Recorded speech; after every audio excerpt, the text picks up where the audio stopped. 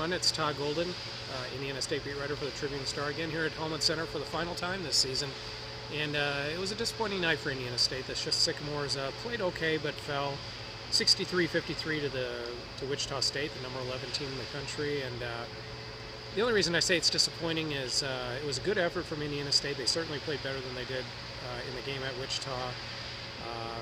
But you know, the thing about Wichita is you give them an inch and they take a mile, and there's a few stretches in the game where the Shockers kind of controlled the tempo, controlled some things, and that's all they needed.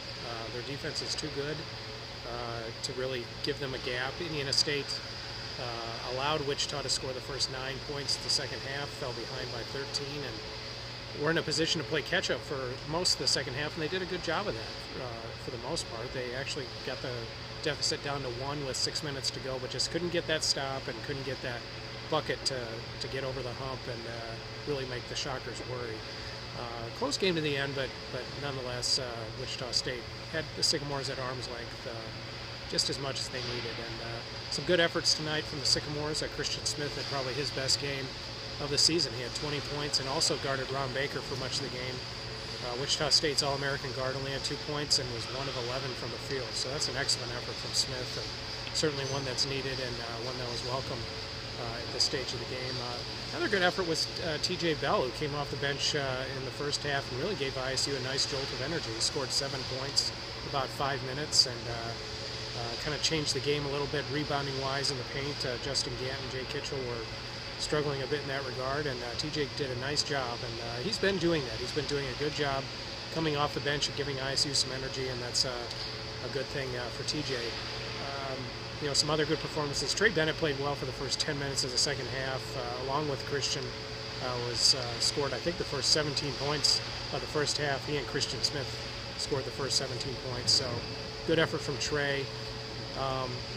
Wichita State's defense, though, is so difficult to break, and I think some of ISU's younger players, guys like Brenton Scott, guys like Bennett, who's only playing Wichita for the second time, you know, once again got a lesson in the fact that you really can't get, can't get off your feet on a pass. You can't, try a risky pass against this team because they'll just make you pay every single time. ISU didn't have a ton of turnovers, but they had a lot of costly turnovers. Bennett had one late in the game where he drove down the lane and tried to kick it to the perimeter and nobody was there, stuff like that. You just can't have it against Wichita. Shockers got a lot of offensive rebounds again tonight, had 15 of them. Didn't convert a lot of them into points, but enough of them to keep possessions alive and keep the ball out of ISU's hands.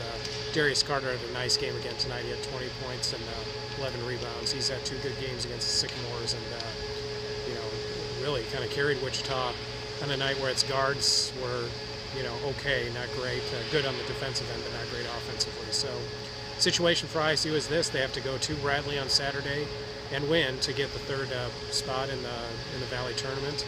Right now, Evansville is losing up at Northern Iowa by double digits in the second half, so it appears Evansville is going to have to beat Illinois State on Saturday to catch the Sycamores. But Bradley's not an easy place to play, and a game like this isn't easy to recover from either. A lot of energy spent by both teams tonight, and it's just, you put a lot into beating a ranked team, and ISU's just going to have to get over that and play a Bradley team that hasn't been very good this year, but has given ISU trouble.